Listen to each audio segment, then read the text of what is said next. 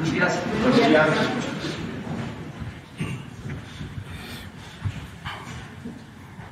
Bueno, pues vamos a iniciar la semana, está terminando el mes, mañana vamos a cumplir 2 años en el gobierno y vamos a informar por la tarde al pueblo. A las 5 de la tarde vamos a dar a conocer lo que hemos logrado en estos 2 años, cómo se avanza en la transformación de México. Por eso no vamos a tener mañana la conferencia de prensa de siempre, pero hoy vamos a hablar, como todos los lunes, de quién es quién en los precios y posteriormente vamos a informar sobre proyectos de inversión con el sector privado. Agradecemos mucho que estén aquí Carlos Salazar, presidente del Consejo Coordinador Empresarial, y que estén también el secretario de Hacienda, que esté el secretario de Comunicaciones, Jorge Nuño, que es el encargado de inversiones de la Secretaría de Hacienda. Se va a dar a conocer un paquete de inversiones, es el segundo que se está poniendo en práctica, se está ejecutando con la participación del sector privado del país. Entonces, en eso vamos a versar esta conferencia, en estos 2 temas, el de siempre, el de ver quién es quién en los precios de los energéticos con Ricardo, y esta segunda etapa del plan de inversión del sector privado. Entonces empezamos, si les parece, con Ricardo, nos explique, nos sentamos.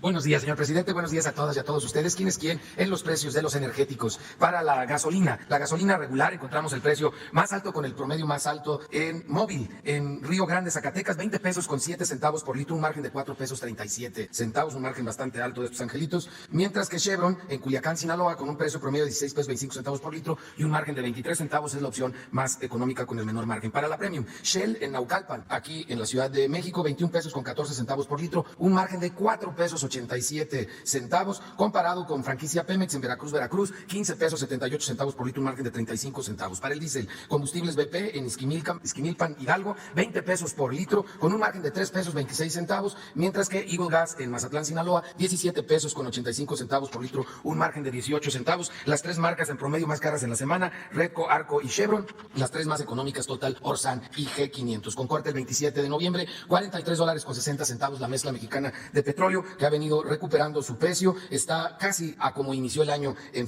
febrero, enero de este año. Y ese mismo día, el corte promedio para el diésel, 18 pesos con 87 centavos, 18 con 62 centavos la premium y 18 pesos con 3 centavos la regular. Fue una semana con mucho trabajo en el tema de verificaciones. Recibimos a través de la app de litro por litro 180 quejas o denuncias y las atendimos a través de 137 visitas y o verificaciones. 4 gasolineras no se dejaron verificar, una en Morelia, Michoacán, Autoservicios El Durazno, otra más en Tijuana, Baja California, Estación de Servicios Libramiento, en Morelia, Michoacán, en Carretera Morelia-Páscuaro, de un señor Eduardo Huascuz, y Estación Pirú de Tijuana, Baja California, en el Libramiento Sur 3500. Estas 4 gasolineras obviamente están ocultando algo y lo podemos saber porque lo acabamos descubriendo después, como fuimos acompañados de la Fiscalía General de la República a verificar una gasolinera que no se dejó verificar en Páscuaro, Michoacán, y encontramos 7 bombas con este aparatito para robar a los consumidores, este rastrillo, que afortunadamente la Fiscalía General incorporó a la carpeta de investigación y ellos mismos hicieron el traslado de estos aditamentos que solo sirven para robar. De acuerdo a la app, la gasolina más barata regular, 15 pesos con 32 centavos Móvil en Metepec, Estado de México, y 15.60 franquicia Pemex en Veracruz, mientras las más caras BP, 20 pesos 75 centavos por litro en Chilapa de Álvarez Guerrero, y franquicia Pemex 20 pesos con 66 centavos en esa misma ciudad de Chilapa de Álvarez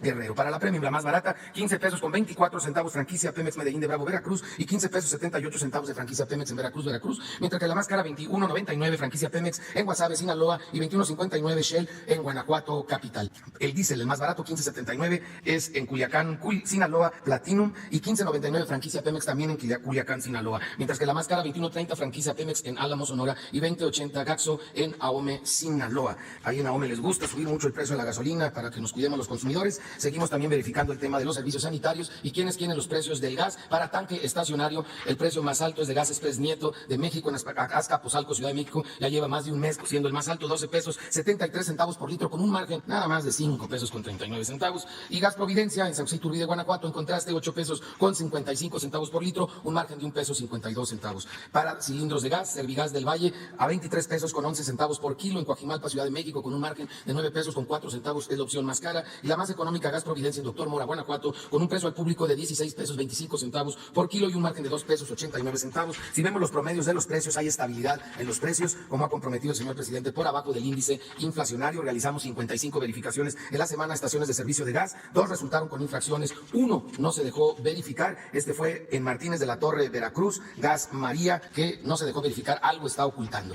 Y los programas que están teniendo ya una respuesta muy importante en todo el país de construcción de vivienda, es precisamente este mes cuando está bajando la mayor cantidad de recursos que lo están recibiendo, como instruyó el presidente, directamente las familias de prácticamente todo México. Por eso es muy importante que nos fijemos cuáles son los precios del paquete básico de construcción para que no abusen de nosotros los distribuidores. Si no sabemos cuánto vale un bulto de cemento, una varilla, cuánto vale todo lo que se ocupa para construir 50 metros cuadrados de construcción, sea que lleve una cocina o lleve un baño, este paquete de materiales, nosotros tenemos en la página de Profeco el referente para cada uno de estos productos, incluso un referente para el precio promedio del salario de 2 meses de un maestro albañil y de un peón. De esta forma, quienes reciben los apoyos, cuiden el dinero, utilícenlo para que lo es, construyan el patrimonio de su familia, y esos 50 metros cuadrados de construcción que tiene 3 elementos muy importantes: el cemento, que en nuestro país hay 3 distribuidores principales de cemento y productores, es Cemex, Holcim Pasco y Concretos Cruz Azul. Para la cal hay 2, Calidra y Mitza, y para el acero hay 3, Mittal, Ternium y de acero o el grupo Cimec. Por eso tenemos nosotros el precio promedio de esos 50 metros cuadrados de construcción en cada una de las 8 regiones del país. La región centro, 86,645 pesos con 17 centavos es lo que vale el paquete para construir en 2 meses esos 50 metros cuadrados de construcción, con un baño, con una cocina. En el Golfo, 96,000 pesos, 356,74. En el noreste, 86,416 pesos. En el noroeste, que es el precio más alto, estas son las 2 bajas, Sonora y Sinaloa, 91,130 pesos. En el norte, 74,553. En el occidente, que es el más económico, 70,741. En el sur, 80,329. En el sureste, 83,829. El bulto en promedio en México de cemento de Cemex, 187 pesos, de Apasco, 180 pesos y del Cruz Azul, 170 pesos. Para que no nos vean la cara, para que no abusen los intermediarios de nosotros y aprovechemos bien ese apoyo del gobierno federal. La Calidra, el bulto, 71 pesos, de Calidra y de Mitza, 52 pesos. La varilla de 3 octavos, 136 pesos por parte de Ternium, por parte de Grupo Cimec, 126 pesos y por Mittal, 126 pesos. Hagan la consulta de la región en la que ustedes están construyendo en la página de Profeco, en el micrositio de quienes tienen los materiales de la construcción. Muchas gracias.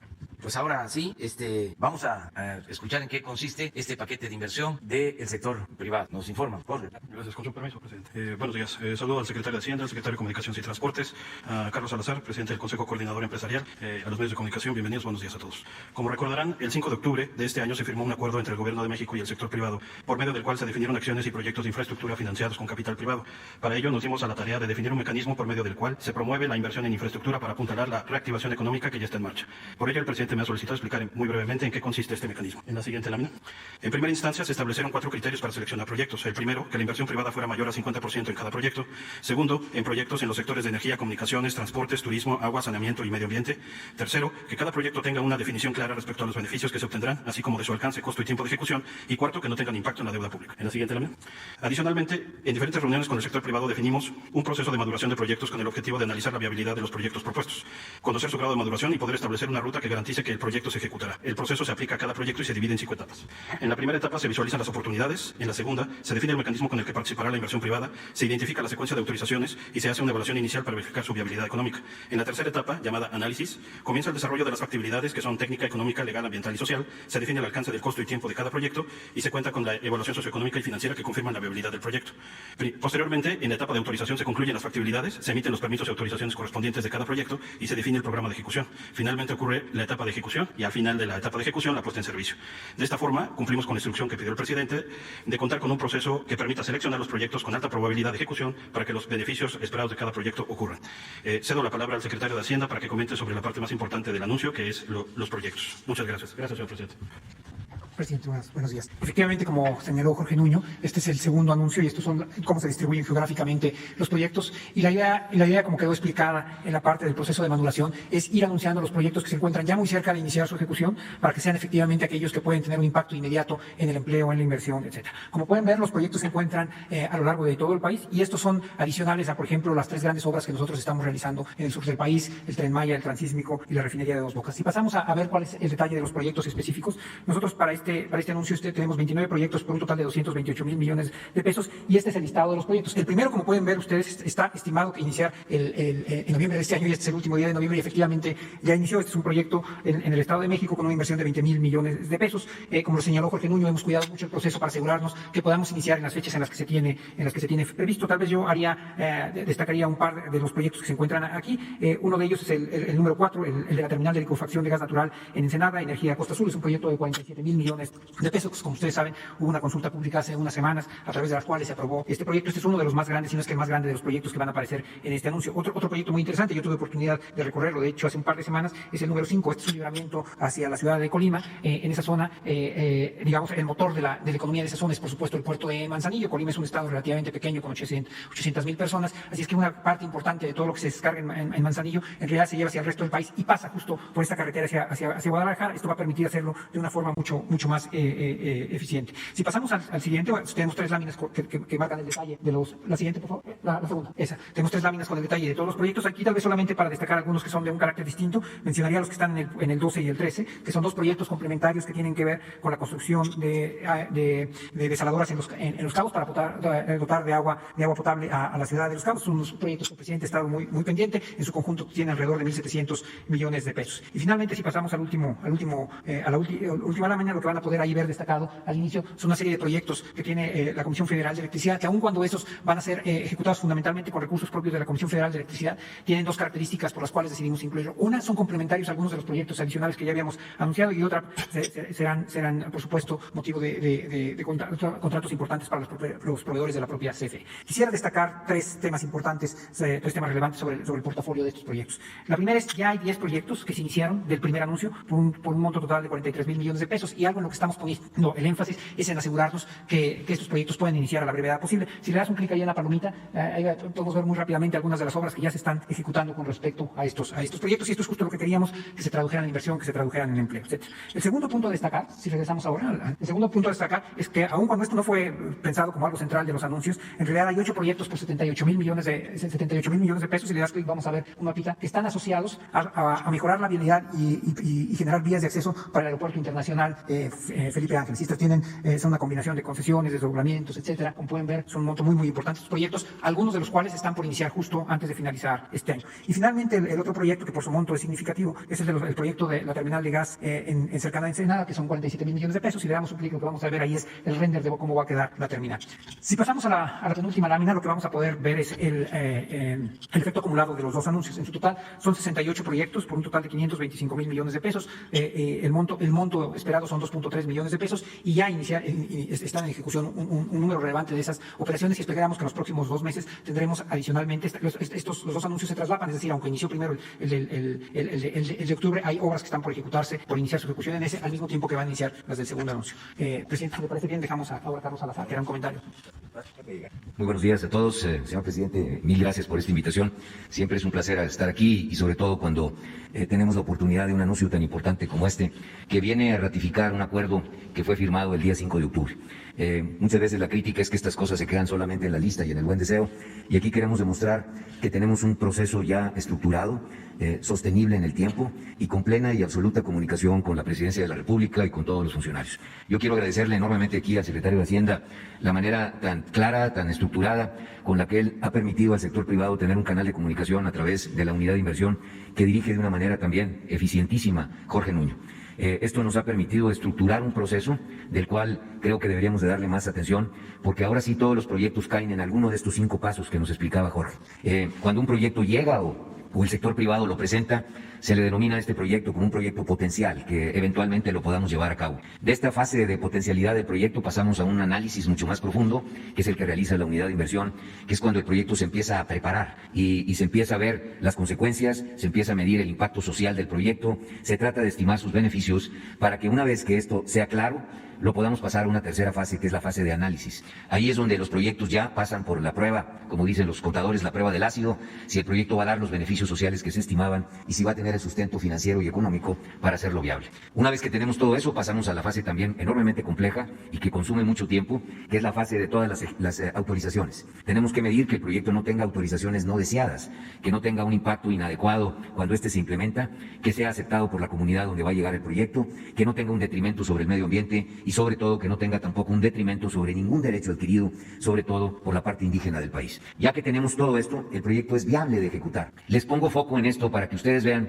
que el anuncio que estamos haciendo hoy implica una enorme cantidad de trabajo detrás de él, un enorme apoyo por parte de los funcionarios que tienen que tener la responsabilidad de cada uno, y yo creo que una enorme conciencia de que esta es la mejor forma de poder llegar a recuperar rápidamente nuestra economía y hacerla crecer a las tasas que estábamos nosotros intentando lograr desde el principio de la administración del presidente López Obrador.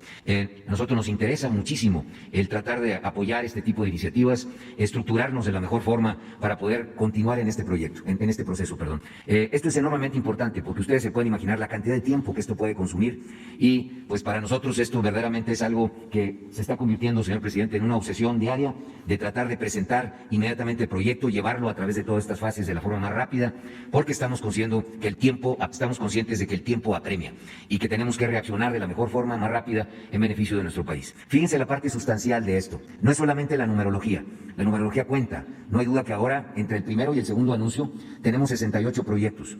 No hay duda que ese acuerdo firmado por el señor presidente el 5 de octubre con la parte empresarial se está implementando y llevando a cabo. No hay duda que esta es una muestra de confianza, de credibilidad y sobre todo de este llamado que hemos hecho siempre de estar constantemente respetando las normas, las leyes y cualquier regulación a la que estemos nosotros impuestos como sector privado. Pero lo más sustancial de esto es el impacto que eso tiene sobre el empleo. Hemos comentado nosotros públicamente, y lo vuelvo a reiterar, que quizás esta sea la acción más definitiva y más importante para la recuperación del empleo en nuestro país. El cálculo que la misma Secretaría de Hacienda ha hecho del impacto que vamos a tener con estos 68 proyectos, una vez que cada uno de ellos empiece a moverse, ya nos explicó el secretario de Hacienda que 10 de ellos ya hoy están ya en operación, nos mostró algunas gráficas de algunos ejemplos, están regados materialmente por todo el país, lo cual implica pues que todo el país puede tener los beneficios de esto, pero vean ustedes que nada más lo implícito en el proyecto que estamos nosotros hablando representa la creación de 400,000 nuevos empleos para el país. Esta es la cifra o cercana a la cifra de lo que nos falta, presidente, para poder recuperar completamente los empleos que habíamos perdido.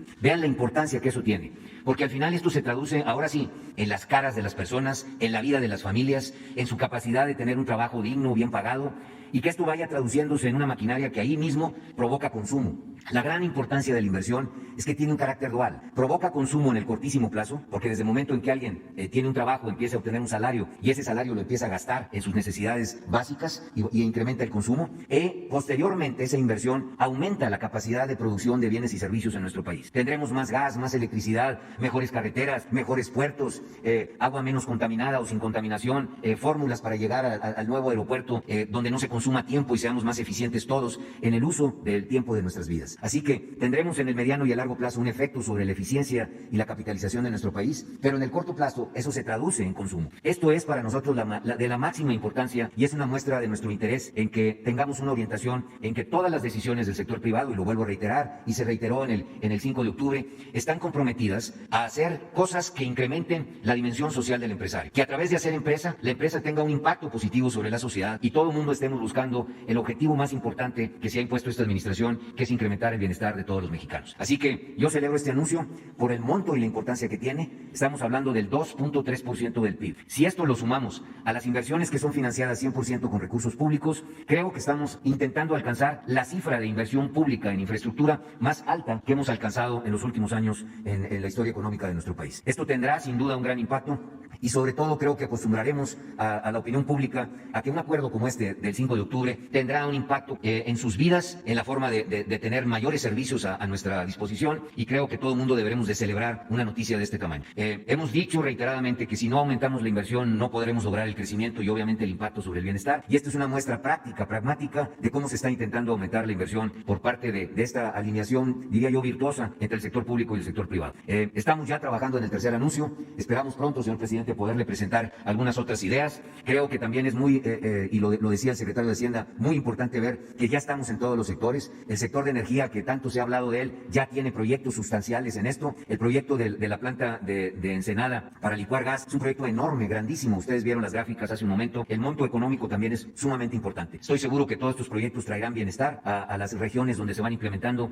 y yo espero que sigamos trabajando con el mismo INCO, tratando de poder inmediatamente armar un siguiente paquete y estar con ustedes lo más pronto posible, anunciando un tercer paquete que vaya incrementando esta inversión al final pública, y al ser pública a beneficio de todos los mexicanos. Creo que esta es la manera en que el sector privado no solamente demuestra, sino trabaja, y podemos definitivamente orientarnos para mejores y mayores objetivos en el futuro. Muchísimas gracias, presidente, por esta oportunidad. Yo le aprecio muchísimo que nos permita hacer acciones que estamos convencidos son en beneficio de México. Muchas gracias. Bueno, pues este es el segundo anuncio de inversiones del sector público con el sector privado. Es una alianza para la inversión, para el desarrollo, para la creación de empleos. Es algo muy importante el que se esté uniendo el sector público, el sector privado, el sector social para impulsar el crecimiento de nuestro país, crear empleos y que haya bienestar. Eso es básicamente lo que queríamos informar, y si les parece... Sí, faltan los videos. Esto que vamos a ver ahora, que siempre se analiza porque se lleva un seguimiento todos los lunes, esto tiene que ver más con inversión pública, pero también es el mismo propósito, es crear empleos. Desde luego también participa el sector privado, porque en estas obras están trabajando empresas del sector privado nacional y empresas extranjeras, pero la inversión es del sector público. Se contrata a empresas para llevar a cabo estas obras, se generan muchos empleos, ya se está notando. Por ejemplo, Tabasco era uno de los estados con más desempleo histórico. A partir de que se inició la construcción de la refinería, ya cada vez hay más gente trabajando en esa obra. Lo mismo el Tren Maya va a significar generar miles de empleos. Ya están contratando trabajadores para la construcción del Tren Maya. El Istmo igual, el aeropuerto de la Ciudad de México también, muchos empleos. Todo esto es lo que está ayudando a que salgamos de la crisis económica y sea pronto. Yo estimo que para el próximo trimestre, en los primeros 3 meses del año próximo, ya regresamos a la situación en que nos encontrábamos antes de la pandemia. Ese es mi pronóstico, de que vamos a poder recuperarnos y vamos a empezar a tener ya un mayor crecimiento económico. Bueno, pues vamos con los videos. La Secretaría de la Defensa Nacional informa los avances en la construcción del Aeropuerto Internacional Felipe Ángeles al 30 de noviembre de 2020. En la terminal de pasajeros se continúa con la fabricación de rampas y escaleras, colocación de acabados e instalaciones hidráulicas, sanitarias, eléctricas y aire acondicionado, aplicación de pintura en muros exteriores e interiores. En la pista norte y central plataforma y rodajes se realizan los trabajos de conformación de las últimas capas de terraplén, tendido de la capa de base hidráulica, de la capa de concreto magro y concreto de alta resistencia como superficie de rodamiento. En el eje troncal de circulación y obras complementarias, se lleva a cabo la construcción de las losas del viaducto elevado para el acceso al nivel de salidas de la terminal de pasajeros. En la vialidad y barra perimetral, se efectúan los trabajos de construcción de columnas, así como el montaje de dovelas de concreto reforzado para la conformación de la barra perimetral. En la interconexión vial tramo Caseta Tultepec Santa Lucía, se continúa con el habilitado de acero para los muros de contención y armado de pilas. En las redes eléctricas, voz y datos, se realizan actividades de armado de acero, relleno y compactación de material. A la fecha, se han generado 56.650 empleos civiles. Faltan 476 días de construcción. Gobierno de México. Va el reporte del 27 de noviembre desde la planta de tratamiento de aguas amargas de Dos Bocas. En esta semana, correspondiente al paquete 2, la empresa Samsung reporta la conclusión de las pilas en la planta reformadora de naftas. Con ello, 10 plantas de proceso químico ya se encuentran en su etapa de cimentación superficial, trabajando en diversos frentes como la construcción de la superestructura de los tambores de coque y los racks de tuberías en sus respectivos sectores dentro de los paquetes 1, 2 y 3. En el paquete 4, avanza la construcción de cimentación superficial en tanques verticales de tratamientos de aguas amargas y aminas. En lo que respecta al área administrativa de servicios, se termina la colocación del multipan en el muro del edificio satélite y drenaje de los edificios salvaguarda, contra incendio, mantenimiento y telecomunicaciones. En el cuarto de control se trabaja en el habilitado de acero, cimbra en losa de cimentación y vaciado de concreto en muros perimetrales, así como en la construcción de ductos de telecom, instalación eléctrica, hidráulica y sanitaria. Respecto al paquete 5, área de almacenamiento, se concluyó la construcción de las cimentaciones profundas de 44 tanques verticales y 31 esferas de almacenamiento. En tanques verticales se trabaja 4 en excavación, 3 en obra mecánica, 17 en proceso de relleno interior de anillo, 9 en armado de acero y colocación de cimbra, y 9 en formación de capa de reparto. En tanques esféricos se trabaja 4 en excavación, 1 en cimbra y acero de cimentación, 6 en descabece de pilas, 4 en colado de platillas y 1 en proceso de relleno de la base. También se avanza en un 89% en la libranza de la reubicación del ducto de la macropera del predio 1, esto para cumplir con los estándares de seguridad. Esta semana la empresa ICA continúa con la colocación de base para pavimento asfáltico para manejo industrial en las inmediaciones donde estará el quemador de gases y la planta primaria. En materia de sustentabilidad, continúa el desarrollo de plantas de ornato y forestales en el vivero. Algunas ya están listas para su colocación en campo. Tren Maya, reporte de avances. Semana 15 de 157. En el tramo 1, avanzamos en las actividades de su rasante, corte y terraplén, y obras hidráulicas. En el tramo 2, la producción de durmientes ascendió a 126.686. También avanza el desmontaje y acopio de vía. En el tramo 3, continuamos con las actividades y obras de drenaje transversal para construir alcantarillas tubulares y de marco. En el tramo 4, destacan las actividades de terracería y los estudios preliminares. La voz de los pueblos y comunidades indígenas es imprescindible para la toma de decisiones en la vida pública de nuestro país. Por eso, este 28 y 29 de noviembre se realizó la segunda ronda de reuniones de seguimiento del proceso de consulta indígena. Se realizaron 14 nuevas reuniones regionales con estricto apego a las recomendaciones sanitarias. Mantenemos un diálogo permanente con los pueblos y comunidades indígenas para dar seguimiento a los acuerdos y dar a conocer los avances en el diseño e implementación del proyecto de desarrollo integral. Este proceso se da de manera circular y de buena fe entre las comisiones de seguimiento y verificación integradas por autoridades, líderes comunitarios y un comité técnico interinstitucional integrado por más de 30 instituciones federales. El proceso de diálogo y planeación participativa está encabezado por la Secretaría de Gobernación, el Instituto Nacional de los Pueblos Indígenas y FONATUR. El Gobierno de México reitera su compromiso con garantizar el respeto pleno a los derechos de los pueblos indígenas. El Tren Maya avanza. Gobierno de México. Construcción del tren interurbano México-Toluca. Reporte semanal. Tramo 1, 36 kilómetros. Avance a la fecha 99%. Talleres y cocheras. Se continúa con el habilitado e instalación de estructura de acero para el torno rodero y la cabina de pintura. Terracerías 3. Se trabaja en el colado de la losa de soporte para la vía y se avanza en los rellenos del estribo donde inicia el viaducto 4. Viaducto 4. Se colocó el concreto en la primera fase del penúltimo plano del viaducto. Vía e instalaciones en bitúnel. Avance 43%. Bitúnel. Se instalan las ménsulas de soporte para instalaciones de señalización, telecomunicaciones y control. Tramo 3, 17 kilómetros. Avance a la fecha 52.2%. Frente 2, carretera federal. Se colocaron 6 columnas prefabricadas y un capitel en este frente. Obras complementarias. Se sustituyó el paso peatonal original en la zona de casetas por la interferencia con la obra del tren. Y se construyó una nueva estructura metálica con 63.43 metros de longitud, 6.50 metros de altura y 48 toneladas de peso. PIB La Venta. Se concluyeron los colados de losa de rodamiento y parapetos del nuevo puente. Terminal observatorio. Aquí se unen las líneas 1 y 12 del metro, así como la terminal de autobuses del Poniente y paraderos de diversas rutas de transporte público. Es así que el tren interurbano México-Toluca dará servicio a más de 200,000 pasajeros diarios en mejores condiciones de movilidad. Secretaría de Comunicaciones y Transportes. Gobierno de México. Vamos, adelante. Gracias, presidente. Buenos días. Sara Pablo del Grupo Fórmula. Aprovechando la presencia de Carlos Salazar, le quiero preguntar cómo van las negociaciones por el tema del outsourcing. Decían en cuanto al gobierno federal que hay 500,000 trabajadores subcontratados. Si esta cifra es correcta, decía Joel Ayala que son 500,000. ¿Qué se haría con estos empleados? Y para Carlos Salazar preguntarle cómo van las conversaciones, si nos puede dar un corte y si lo que les preocupa está centrado en el tema de las sanciones. Gracias. Bueno, tenemos hoy una reunión a las 7 de la noche sobre este tema. Ya se lleva una semana aproximadamente que se está intercambiando información. Un grupo de representantes del sector privado y también de servidores públicos está revisando la iniciativa y hoy ya tenemos las conclusiones a las 7 de la noche. Acerca de los trabajadores que están subcontratados en el gobierno, pues vamos a establecer un mecanismo para que tengan sus bases. Vamos a predicar con el ejemplo, como siempre lo hemos hecho. Nada más que vamos a esperar a que se tenga ya completamente revisada la iniciativa y que se discuta, se analice y en su caso se apruebe en el Congreso. Entonces tenemos tiempo para ver esto. ¿Sí son estos 500,000 trabajadores del No gobierno? tengo el dato exacto, pero sí, no sé a qué se refiere, porque en el caso de los maestros, en 2 años ya llevamos regularizados, basificados, a cerca de 400,000. Tenemos el compromiso de hacer lo mismo con los trabajadores de la salud, que hay un poco más de 80,000 trabajadores eventuales o por contratos, pero no tengo el dato de todo el gobierno. Gracias. No sé si Carlos Salazar nos pudiera decir cómo van las conversaciones y en el tema de las sanciones, qué es lo que les preocupa. Sí, muchísimas gracias por su pregunta. Tal como lo refiere el señor presidente, hemos estado trabajando activamente durante los últimos días, equipos dedicados a analizar todo el asunto del outsourcing. Hoy por la noche a las 7 p.m. tendremos una reunión, otra vez todo este equipo que ha estado tratando de exponer puntos de vista con el presidente para llegar a una conclusión de la iniciativa.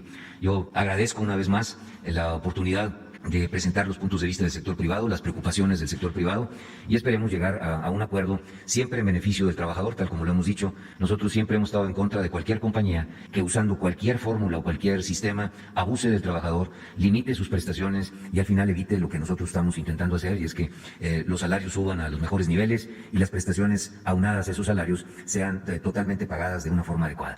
Siempre estaremos en contra de la ilegalidad y siempre estaremos en contra de cualquier empresa que haga uso inadecuado de cualquiera de nuestras libertades que tenemos en nuestro país. Así que espero yo que lleguemos a un acuerdo que a todo el mundo nos beneficie y que las preocupaciones del sector privado, que es seguir contando con flexibilidad, tener competitividad contra las demás empresas de otros lugares del mundo, permitirnos tener la capacidad de modificar nuestras estructuras de trabajo de acuerdo a la demanda y a la oferta, puedan ser escuchadas como lo están siendo y podamos entonces conducir a una solución que evite los problemas, que le dé mejores herramientas de supervisión a la autoridad, pero que al mismo tiempo la empresa pueda seguir funcionando con competitividad y con eficiencia. Eso es lo que estamos buscando y yo espero que lo vayamos a lograr. En la pregunta sobre las pensiones, también estamos trabajando, creo que ahí sí vamos bastante más adelantados y yo espero que también en los próximos días tengamos ya una conclusión total de un paquete que se está discutiendo en la Cámara, que ya quede definida la fecha en la cual la Cámara de Diputados y posteriormente la de Senadores discutirán la propuesta que fue enviada, firmada por la autoridad. Ustedes recordarán que aquí mismo en este salón firmamos junto con el señor presidente y el secretario de Hacienda y los organismos empresariales una propuesta, y el sector de los trabajadores. También aquí importantísimo estuvo don Carlos Aceves representando al Congreso del Trabajo y pudimos en este enfoque de tres partes, el trabajador, el empresario y el gobierno federal, hacer una propuesta que yo estoy convencido será en beneficio de los mexicanos y quizás es una de las acciones de reconocimiento, de poder aumentar la posición de todos los mexicanos que trabajan de una forma formal para tener una pensión digna. Esta es quizás una de las fórmulas para beneficiar socialmente a una mayor cantidad de mexicanos. Esta iniciativa tocará la vida de más de 21 millones de personas y nos parece que es sumamente importante lograrla y los beneficios implícitos que tendrá y los efectos también colaterales de aumentar la capacidad de ahorro del país, la cantidad de recursos para inversión. En los proyectos que hoy presentamos ya aparecen algunos proyectos de energía que serán financiados con fondos que vienen originados por el sistema de ahorro para el retiro. Así que yo creo que esto viene cada vez cerrando mejor el círculo para que podamos impulsar mejores medidas para el crecimiento de México. Muchas gracias. Me refería al tema de las sanciones, de las sanciones que vienen contempladas en la iniciativa de subcontratación, si le parecen excesivas. Mire, yo siempre he dicho que las personas que cumplen y cumplimos con la ley no nos tenemos que preocupar de las sanciones. Sabemos que hay sanciones terribles que podrían llevar a una persona hasta la cadena perpetua y no nos preocupamos de eso porque al final el 99.99% de los mexicanos cumplimos con lo que nos corresponde y no amanecemos pensando en la sanción. A nosotros no nos preocupa particularmente la sanción. Obviamente nos preocupa qué causas pueden de alguna manera hacer uso o detonar este tipo de sanciones. Nosotros las hemos explicado y es parte de lo que intentamos que quede clarísimo para que nadie sea sujeto ni de un abuso en el futuro ni de una interpretación inadecuada de sus acciones. Yo creo que lo que nos tenemos que asegurar son qué detona una determinada sanción. Y una vez si alguien no cumple con la ley, nosotros somos los primeros en pedir que la persona sea castigada porque nos afecta a todos, nos afecta a la sociedad en su conjunto. Muchas gracias. Gracias. Presidente, y solo un segundo tema. Se decía que ya la Fiscalía está solicitando arresto en contra de Genaro García Luna por el delito de enriquecimiento ilícito. Si le ha pedido a la Fiscalía, a la Cancillería, a su gobierno, que se pida la extradición a Estados Unidos o esto no ha ocurrido. No tengo información sobre eso. Es un proceso que lleva la Fiscalía y se actúa en este y en otros casos con independencia, con autonomía. Es lo que puedo comentar. Buenos días, presidente. Diana Benítez, del periódico 24 Horas. Preguntarle, pues a 2 años de su gobierno, el líder del PAN dice que usted ha llevado al país a un retroceso en la salud, en la seguridad y en materia económica. Y por otro lado, el expresidente Felipe Calderón también dice que se ha hecho un manejo torpe de la epidemia contra el coronavirus. Él dice que hay hasta 300.000 fallecidos. Preguntarle si usted le exigiría pruebas a Calderón de sus comentarios. No, mire, es normal que exista oposición en un sistema auténticamente democrático, verdaderamente democrático, pues tiene que haber oposición y es legítimo. Antes no era así. Antes, pues era una minoría que se ponía de acuerdo para medrar, para saquear y robarse lo que es del pueblo y lo que es de la nación. Era una república simulada, porque en realidad lo que imperaba era una oligarquía, era el dominio, el gobierno de una minoría rapaz. Entonces ahora hay una auténtica democracia, hay libertades plenas, se garantiza el derecho a disentir y existe una oposición. Ahora que estuve en Baja California, me dio mucho gusto, lo celebré, porque no deja de ser un timbre de orgullo, el haber dicho hace muchos años de que eran lo mismo el PRI y el PAN, de que era el PRIAN. Y todavía muchos pensaban de que era una exageración de mi parte, que estaba yo inventando, ¿no? Ahora que voy, me informo de que se van a aliar el PRI y el PAN en Baja California. Ya van juntos, en contra de nuestro proyecto. Imagínense la dicha enorme que me produce el tener la razón histórica y además el que se terminen de quitar las caretas, las máscaras, se haga a un lado la simulación y ya, ¿no?, de manera abierta se presenten como lo que son, representantes de una minoría que ahora se siente desplazada porque eran los que mandaban, se sentían los dueños de México. Entonces todo está muy claro. Por eso pues hay que entender al presidente del PAN, al expresidente del PAN. Es normal, además es una temporada de elecciones. Nosotros vamos a seguir respetando el derecho a disentir, no vamos a perseguir a nadie, no va a haber fabricación de delitos como era antes, no va a haber censura a los medios, aunque estén todos los días en contra nuestra. El Reforma, el Universal, llama la atención porque antes eran periódicos del régimen totalmente alineados. El Reforma nació durante el gobierno de Salinas de Gortari. El Universal durante años se dedicó a aplaudir y a callar. También eso es una distinción. Sí, pues produce satisfacción. Esto quiere decir que vamos avanzando en el propósito de transformar a México. Cuando empiecen a aplaudirnos, los del Reforma, los del Universal, otros más, muchos más, preocúpense. Ahí sí que, ahí nanita. Quiere decir que ya, se frenó el proceso de cambio, de transformación. Pero mientras estén atacando, quiere decir que vamos bien. Considero que lo que es malo para ellos es bueno para nosotros. Y precisamente, presidente, ayer decía en el acto de Tijuana pues que no han sido fáciles estos 2 años de gobierno y parte por la acción de los conservadores. ¿Cuál sería pues la acción de la oposición que cree que más atoró a su gobierno en estos 2 años? Pues miren, lo más difícil, hablando de 3 obstáculos, 3 problemas, lo más difícil, la pandemia. Además muy doloroso. Eso sí duele mucho. Eso es lo que más nos ha afectado. En segundo lugar, pero muy distante de lo primero, la crisis económica, porque eso lo estamos enfrentando bien. La pandemia, lo mismo, pero es algo muy fuerte, muy doloroso. La crisis económica bastó con no seguir la fórmula neoliberal de rescatar a los de arriba, como lo hacían siempre, como fue el Fobaproa, empezar a rescatar al pueblo, ayudar abajo, y ahí vamos saliendo. Eso sería lo segundo. Y lo tercero, pero muy marginal, los ataques en los medios de comunicación y la reacción conservadora, porque tampoco ha sido muy significativo. Aquí está el ejemplo en el Zócalo, habían creo que 200, ya quedan 50, y le meten, y le meten, y le meten, y todos los medios, ¿no?, tomando declaraciones, y no se consolida. Ahí anda Claudia X González apuradísimo. Hay un cartel diciendo, si no nos juntamos, esto se acaba, dicen los intelectuales orgánicos, los periódicos conservadores, los políticos corruptos de los partidos. Es decir, la unidad, ¿no?, de todos, porque si no,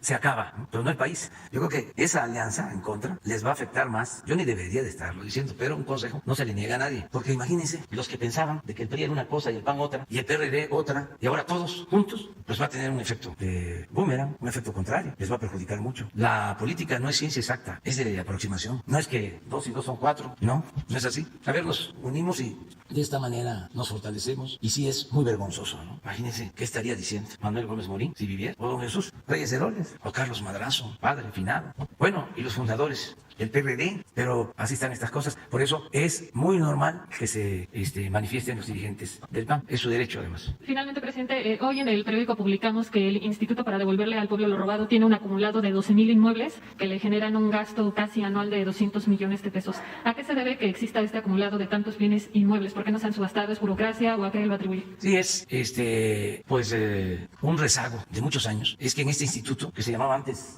SAE, se enviaba todo. Desaparecía durante el periodo neoliberal los ferrocarriles nacionales y ahí iba. Desaparecía Ban Rural y ahí iba.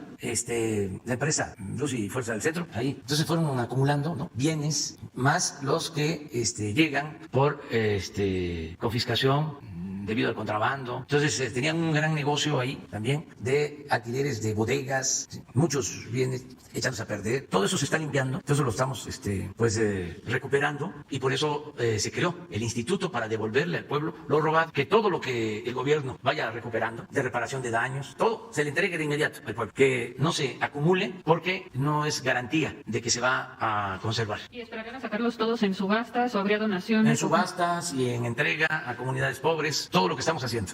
No vamos a dejar nada, y máxime si tener todas estas mercancías, todos estos bienes, nos cuesta rentar bodegas, incluso se contrataban despachos de abogados para llevar juicios, millones de pesos. Es parte pues del caos que heredamos y estamos limpiando. Y ahí vamos, nada más que era mucho. Imagínense, 36 años de saqueo, de abandono de los bienes públicos. El gobierno era pues una fuente de ingresos nada más para medrar. No se cuidaban los bienes públicos, no se cuidaba el presupuesto. Era sacar provecho al amparo del poder público, con las recomendaciones, con el influyentismo, todo eso, ¿no?, que está desapareciendo. todas esas lacras de la política. Ahora estamos, por ejemplo, recuperando las casetas, porque estamos limpiando Capufe, que era otra cosa, como aduanas. Querían ayudar a un amigo, a un político que necesitaban darle un cargo. Ahí va, a Capufe. Y estaban a punto de destruir Capufe, como estuvieron a punto de acabar con Pemex, con la Comisión Federal de Electricidad. Entonces estamos rescatando las aduanas, rescatando a Capufe, rescatando los puertos.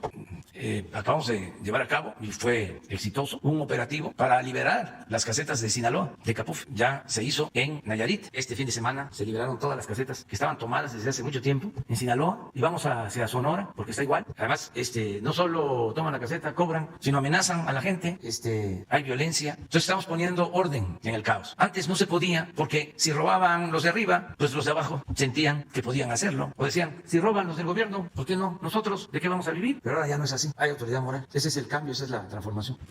Buenos días, señor presidente. Buenos días, funcionarios que lo acompañan, medios de comunicación. Iber Alejandro, de Contrapeso Digital. Señor presidente, en un acto de demagogia, el gobernador de Jalisco, Enrique Alfaro, resulta que dice que el gobierno federal le ha recortado 9,000 millones de pesos a dicha entidad federativa. Lo entendemos. Esa parte de que tienen miedo de que, pues, ya vienen las elecciones. No, están apresurados. Pero en días recientes, en plena pandemia, el gobierno de Jalisco adquirió 277 unidades, pues con valor superior al 1,000,000 de pesos. Camionetas blindadas, machuchonas, como dice usted, que no tiene ni Obama. En plena pandemia, cuando la gente en Jalisco está buscando un taco, cuando están esquivando las balas de la violencia, en la cual no ha puesto orden el gobernador de Jalisco. Y no ha dicho cómo es que se adquirieron dichas unidades. ¿Por qué? ¿De qué privilegio goza Enrique Alfaro? Quien lucha por la justicia, señor presidente, no tiene nada que temer. Lo ha dicho usted de manera muy atinada, y creo que este es el caso. ¿Por qué no hubo para otorgarle un cubrebocas con ínfimo valor a Giovanni? Lo mataron por no portar un cubrebocas. Yo no tengo nada que decirle a usted, presidente, que usted no sepa. Usted ha estado en esa tierra. Entonces, la pregunta sería, presidente, ¿habría manera de que se inicie una investigación por medio de la Auditoría Superior de la Federación, por medio de la Unidad de Inteligencia Financiera, para que se revise el gasto? Porque el pueblo bueno y sabio quiere saber por qué un gobernador tiene 277 unidades blindadas,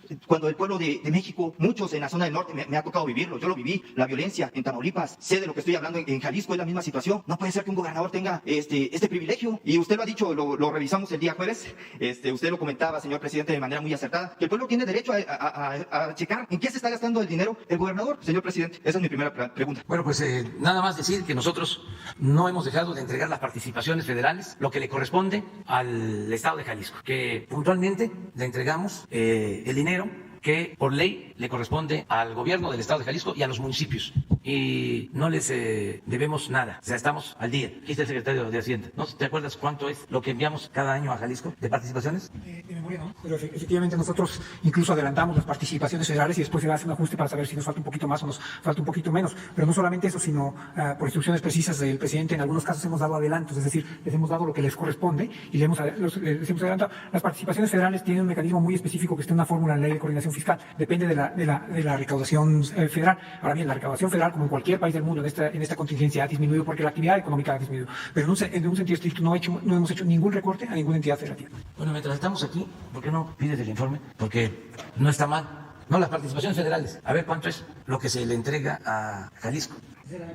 El año pasado, a ver si tienes el 20. Es que esto parece algo irrelevante, pero la gente por lo general no lo sabe, y es importante que todos sepamos, porque el presupuesto no es del gobierno, el presupuesto es del pueblo. Todos los funcionarios públicos somos simplemente, en cualquier nivel de la escala, administradores de los dineros del pueblo. No alcanzo a ver.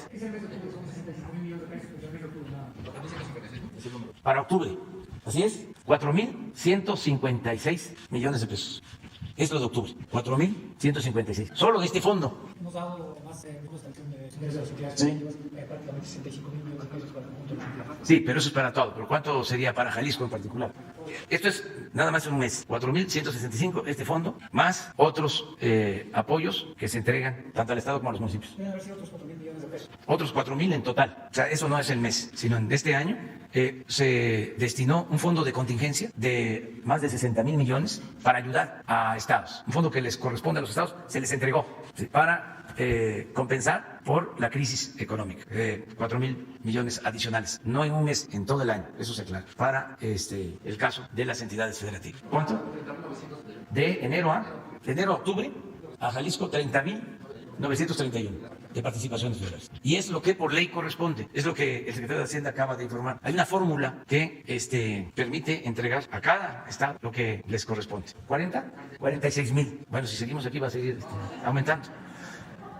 Entonces, ese es tu... Con respecto a las camionetas, mi estimado presidente... Es que eso sí no podemos opinar. No, entiendo la parte en la que usted no puede opinar, no puede meterse, pero sí se podría iniciar, aunque sea una investigación, digo, porque es con dinero público. No corresponde a nosotros. Eso ya es del ámbito estatal. Es el Congreso local el que tiene que llevar a cabo la fiscalización sobre el ejercicio del presupuesto en los estados. Por eso es muy importante que exista división y equilibrio de poderes, no solo en lo federal, sino también en los estados. Porque si el gobernador es el que controla el Congreso, pues ya tiene 2 poderes. Y si controla también al Tribunal Superior de Justicia, ya tiene 3. Entonces, el poder de los poderes es el gobernador. Eso mismo pasaba a nivel federal. Poder ejecutivo, poder legislativo, el poder judicial, pero la verdad es que el presidente encarnaba a todos los poderes. Era como una monarquía sexenal. Entonces, la democracia tiene que significar división, equilibrio entre los poderes. Todavía, en la mayoría de los estados, a los presidentes de los tribunales superiores de justicia de los estados los nombran los gobernadores. Me van a decir, no es cierto, los nombra el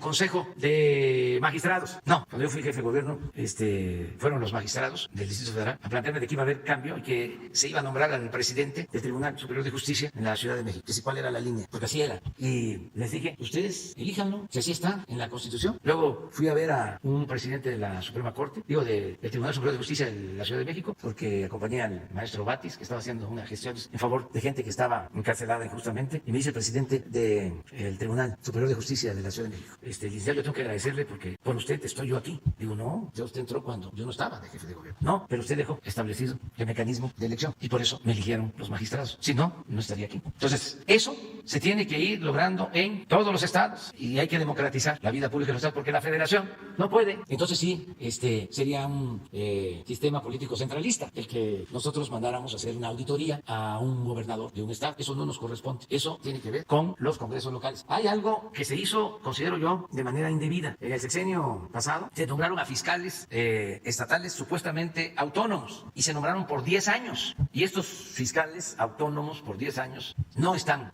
a la altura de las circunstancias. No quiero generalizar, pero sí hay algunos que no cumplen. Y como son 10 años, son intocables. Bueno, se crearon también las fiscalías anticorrupción y como burla, los gobernadores fueron los que pusieron a los fiscales anticorrupción y también por 10 años. Eso se puso muy de moda durante el periodo neoliberal. En la parte económica y financiera, igual. Todos esos organismos reguladores que crearon con la llamada reforma energética, todos, 8, 10 años, acaban de nombrar o están por nombrar al del IFETEL, al presidente del IFETEL. Lo mismo, 8, 10 años. ¿Y qué hacen?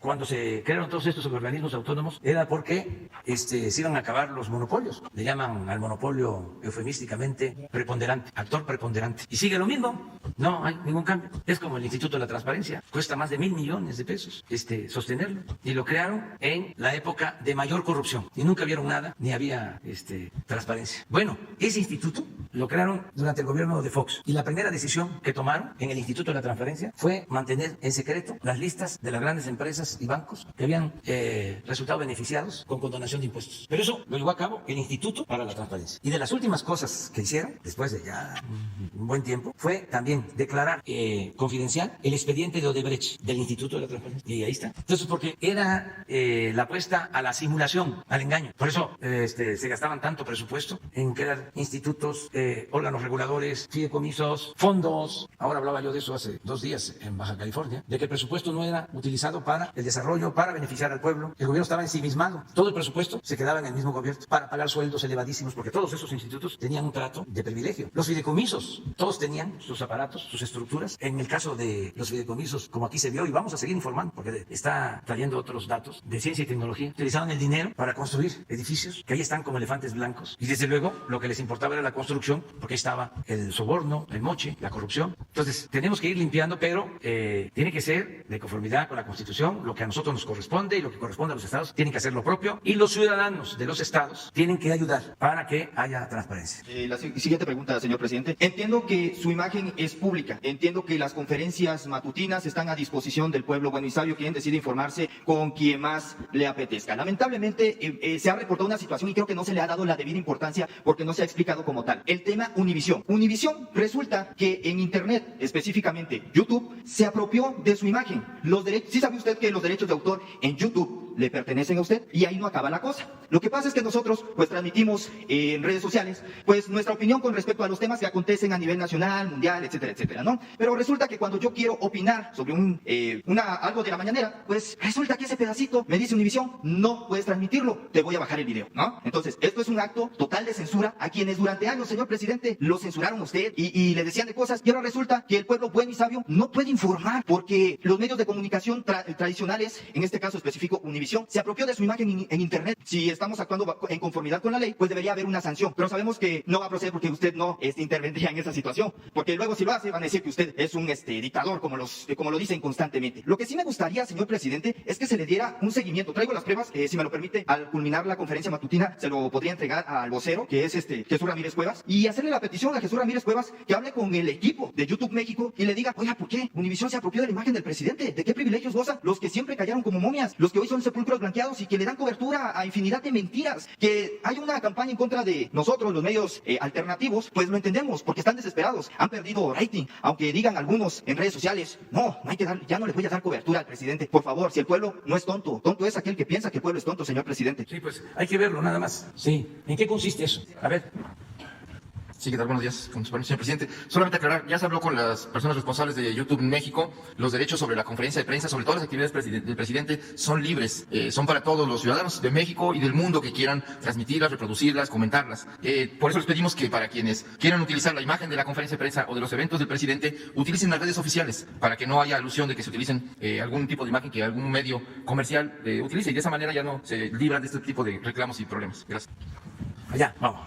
Presidente, buenos días. Primero preguntarle si durante la reunión del Gabinete de Seguridad, la jefa de gobierno de la Ciudad de México le informó sobre el homicidio de los empresarios franco-mexicanos y si en algún momento el gobierno federal podría apoyar en este caso. Y se lo comento porque a raíz de este caso se están realizando las investigaciones, pero muchos empresarios ya están, pues digamos, hartos de que están siendo extorsionados, cobro de piso, en fin. ¿Qué es lo que se le ha informado sobre este tema? Esa sería mi primera pregunta. Gracias. Sí, informó la jefa de gobierno en la mañana y ya están haciéndose las investigaciones. Ella va a dar a conocer sobre el avance en las investigaciones acerca de este homicidio, la pérdida de la vida de 2 personas, y van a informar, y se está trabajando para hacer una investigación a fondo y se pueda aclarar todo, encontrar a los responsables, el móvil de estos asesinatos, y hay que tener confianza de que vamos a poder avanzar en la investigación, como lo hemos hecho en otros casos. Ya se detuvo prácticamente a todos los que participaron en el atentado contra el jefe de la policía de la Ciudad de México. Ya se tiene detenidos a prácticamente todos y a los jefes de los que participaron en el asesinato de mujeres y de niños en Sonora, en Bavispe, y así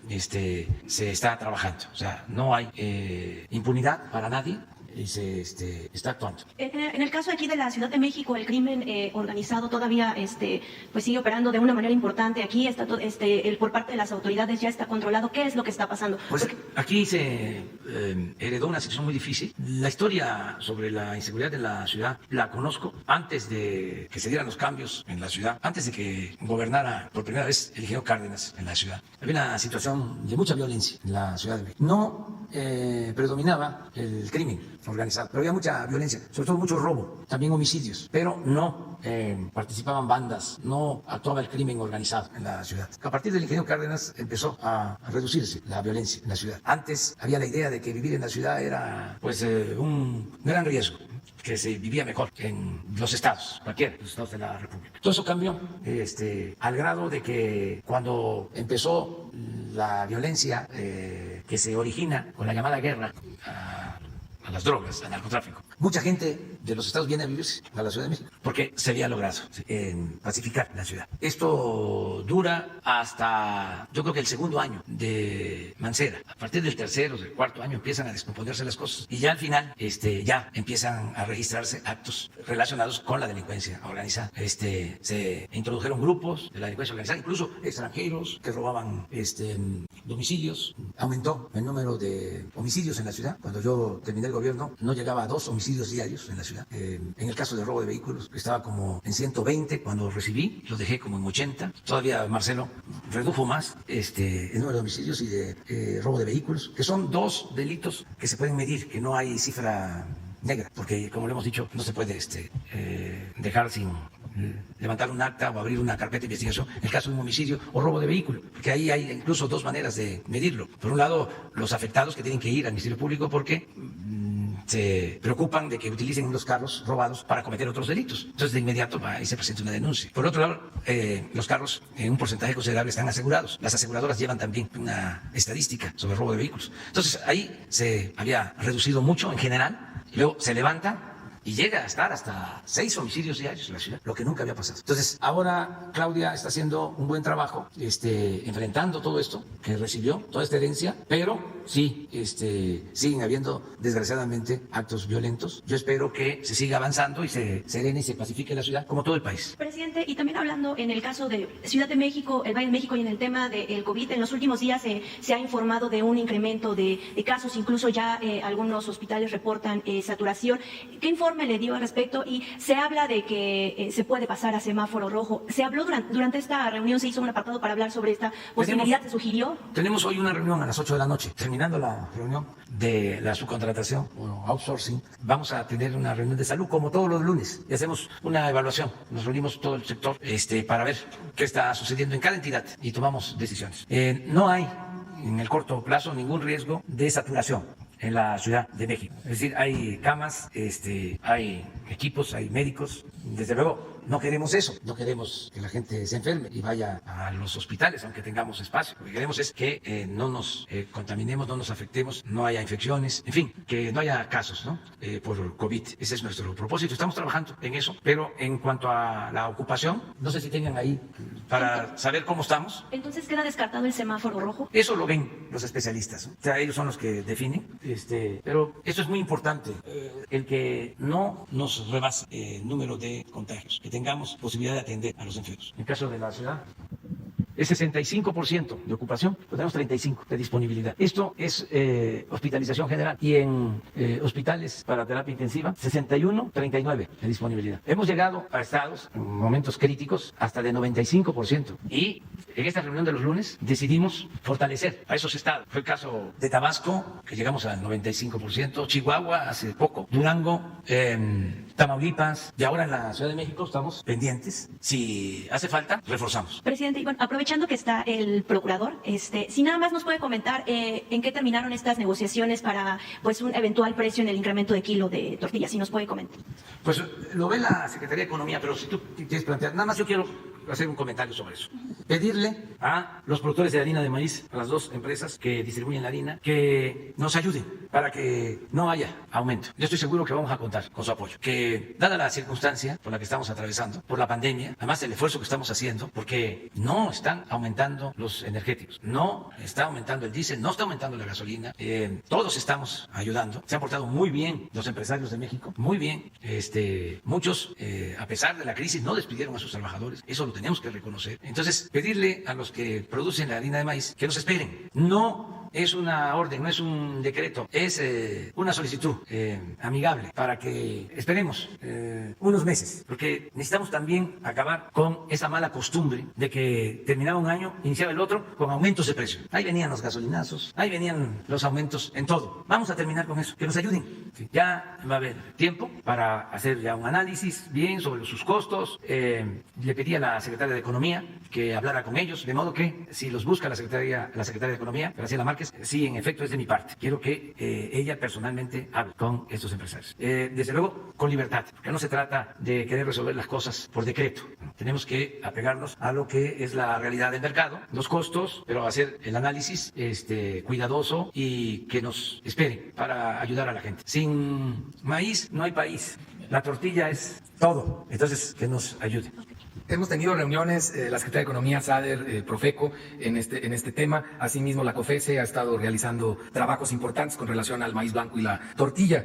Comentarles que la tortilla en tortillerías a lo largo de este año ha tenido un aumento de 1.3% acumulado en todo el año. Y de autoservicios, la tortilla ha tenido un aumento de 0.9% a lo largo del año. Entonces, afortunadamente, es un sector que ha sido solidario con todos los que somos consumidores de este importante alimento que es la tortilla, y que está en 3 segmentos: la tortilla artesanal, que no es parte de este estudio y que lo hay en todo México con distintas características y distintos maíces, y el de maíz blanco, tanto el que se expende en autoservicios como el que se expende en tortillerías. Hubo un aviso de estas 2 grandes empresas de harina de maíz nixtamalizado de que iban a aumentar 6.5%, que porque lo venían haciendo 2 veces al año y ahora solo una, pero ustedes han escuchado el llamado del presidente, que se fundamenta en que no solo no han aumentado los precios de los energéticos, sino que la gran cosecha de maíz blanco, que es la de Sinaloa y la que viene en el Bajío y en Jalisco, no ha tenido aumentos, al contrario, una pequeña disminución en relación al año pasado. Entonces, si no ha subido el maíz, si no ha subido los energéticos, si no han subido otros insumos, pues no habría motivo para subir la harina de maíz nixtamalizada ni la tortilla. Algunos hablan de que quieren prever los aumentos del próximo año, pues que no le hagan al pitonizo, mejor que sean solidarios con todos nosotros como consumidores y hagan caso al llamado del señor presidente. Gracias. Ya quedamos, ya. Mañana no vamos a estar aquí, pero pasado mañana sí. Bueno, mañana están invitados al informe. Pues guardando la sana distancia, van a estar creo que 80 invitados. Sí, de todos los sectores del país se van a invitar para que estén, y se va a transmitir no en cadena nacional, eso ya no se acostumbra.